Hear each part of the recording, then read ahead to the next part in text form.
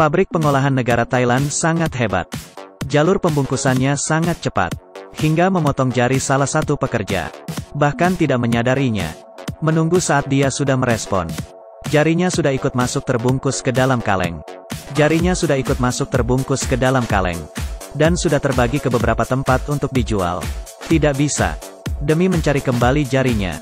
Pekerja, si Pot, hanya bisa pergi ke supermarket tiap hari untuk membeli makanan kaleng itu dan makan. Tetapi gajinya sudah terpakai habis. Dan dia masih tidak bisa menemukannya. Tetapi di malam ini, Pot di dalam kedai kecil mendengar suara yang familiar. Rupanya si Pot mempunyai kebiasaan mengetuk meja. Karena inilah, dia akhirnya memasang jarinya sendiri. Tetapi si Pot merasa, jari ini sepertinya bukan miliknya. Dan melihat teman kerjanya si Yot yang juga punya kebiasaan mengetuk meja. Pot pun langsung melihatnya. Itu jari tanganku. Ah, jangan. Pot pun langsung ke tempatnya. Dan melawannya. Akhirnya bisa mendapatkan kembali jari tangannya. Pot pun baru tahu di saat itu dia sudah mengambil yang salah. Kedua orang ini pun takut. Dengan cepat bersama-sama mengundurkan diri dari pabrik. Selanjutnya Pot menjadi petugas keamanan di suatu kantor. Dan berkenalan dengan Jin yang gila bersih. Bekerja sebagai pelayan. Dia menjunjung tinggi etika kerja yang kuat. Tidak memperbolehkan sedikit debu pun di kantor. Segala botol dan kaleng. Semuanya harus rapi. Di waktu jam istirahat. Membaca buku kesayangannya. Sebenarnya satu kata pun dia tidak mengerti. Karena buku ini hasil pungutannya. Sebenarnya karena jatuh dari langit. Jin pun baru percaya. Ini pun menjadi tanda. Setiap hari memegang buku. Kemanapun harus lihat, agar ngerti. Dengan khusus datang ke Mongolia untuk bekerja. Tetapi semua orang di dalam kantor. Tidak ada seorang pun yang mengerti buku ini. Hingga membuat semua orang berpikir kalau Jin ini ada penyakit. Tetapi di mata Pot, Jin ini adalah malaikat. Kamu lihat dia menghentakkan kaki pun sangat seksi. Pot pun memikirkannya setiap hari. Di poster pun mukanya si Jin. Di dalam TV juga dia. Saat pulang kerja pun langsung memikirkan besok akan ketemu dengannya. Tetapi hari ini Pot menyadari. Muka si supir pucat. Seperti orang meninggal. Hari ini di saat Akang kerja. Langit rupanya hujam helm. Sepanjang hidup ini pertama kalinya terjadi. Tetapi Akang nyetir motor. Dan lupa menggunakan helm. Lalu kepalanya terpukul oleh helm. Lalu jatuh di lautan helm. Di sini pun bermain-mainnya selesai. Tetapi karena dia terlalu mencintai pekerjaannya, Akang yang kehilangan semangat kerja, juga bertekad menjadi pekerja. Karena ini pun Pot memberanikan diri untuk berbicara dengan Jin. Jin berkata kalau di Mongolia, orang yang mempunyai impian baru bisa berkembang. Dan impian Jin adalah, yaitu membaca ngerti buku putih ini. Karena ini, dia diam-diam mendengar pelajaran kelas. Meski tidak menghasilkan apapun.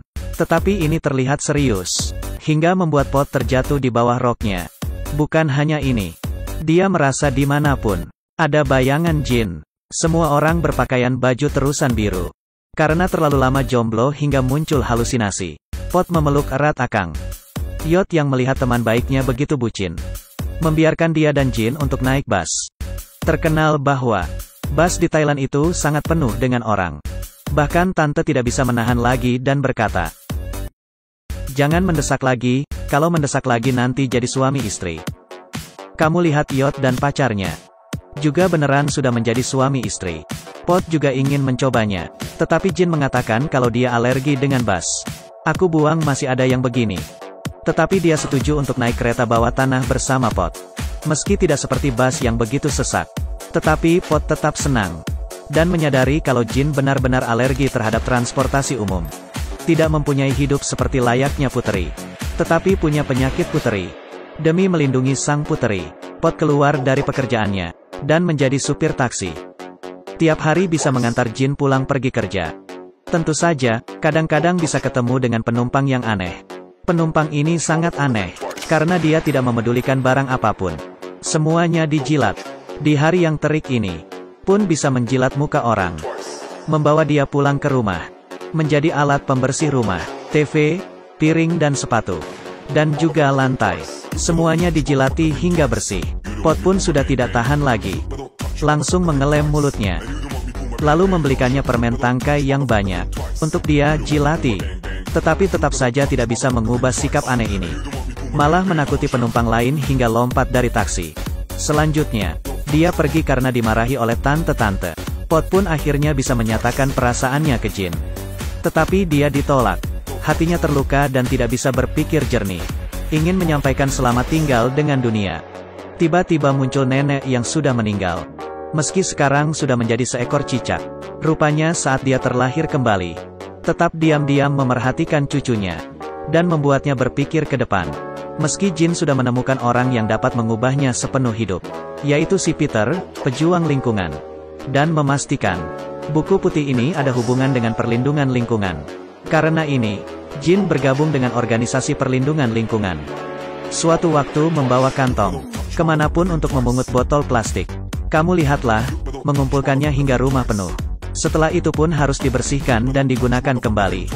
Dan memberikannya ke orang di sekitarnya. Ini pun hanya Pot yang mau menerima. Yang lebih menakutkan lagi, rumahnya dipenuhi dengan botol plastik. Di dalam rumah pun tidak ada tempat untuk menginjakan kaki. Demi mengumpulkan botol plastik menolong dunia, Jin pun keluar dari pekerjaannya. Di saat Pot datang melihatnya, botol plastik di depan rumahnya sudah tertumpuk menjadi gunung. Ketinggiannya sudah hampir membuat orang sesak napas. Itu pun menjadi suatu pemandangan di Mongolia. Di atas pun ada beberapa anak kecil yang sedang bermain. Pot naik ke puncak, dengan keras meneriaki nama Jin. Jin di saat itu sedang melakukan demonstrasi demi perlindungan lingkungan. Di tengah orang-orang, dia sepertinya melihat sebuah bayangan. Jin sangat gembira. Dia dengan cepat menanyai tentang rahasia buku putih itu. Dan Peter mengatakannya, ini sebenarnya adalah sebuah buku kuning kecil.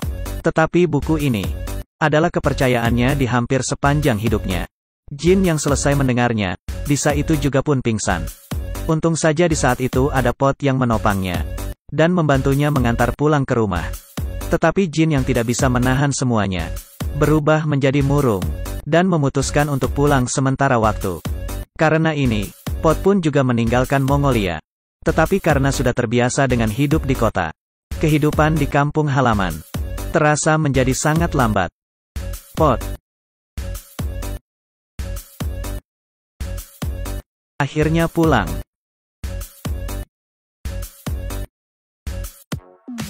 Lalu, Pot pun memutuskan untuk kembali lagi ke Mongolia. Tidak terasa beberapa bulan kemudian, setiap orang di sini sudah memiliki ekor.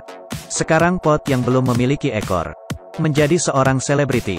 Tetapi hati Pot terus memikirkan Jin. Dia lalu datang lagi ke gunung botol plastik. Melihat kembali, saat itu, dia sepertinya melihat bayangan Jin.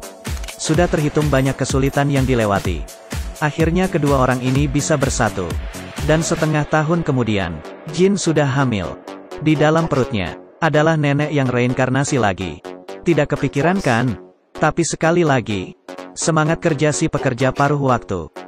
Kami yang begitu bekerja sangat keras. Semuanya demi apa? Klik program kecil di bawah ini. Coba apa kamu seorang pekerja yang memenuhi syarat?